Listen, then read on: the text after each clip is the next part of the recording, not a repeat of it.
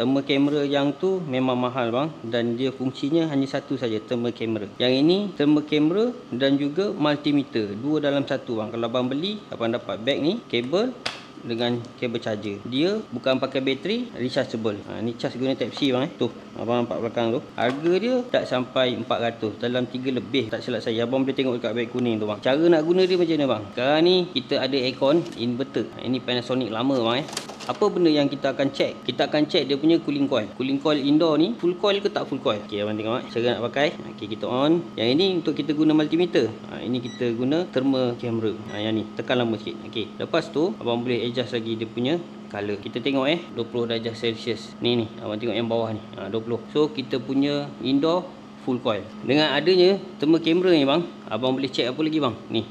Kita check kita punya pelak ni. Pelak kita ni panas ke tak.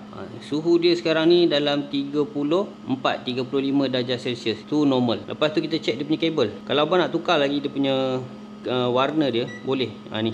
So kita check dekat aircon pula. Ni bahagian yang keluar. Suhu keluar 54, 55. Dia punya panas. Okay, kita tengok kat belakang. Dia semua panas. Kalau ada masalah bang, ada salah satu dia takkan panas. Dia mungkin bawah-bawah tu tak panas, atas tak panas, ataupun tengah. Yang itu ada masalah. So kita punya aircon sekarang ni alhamdulillah okey.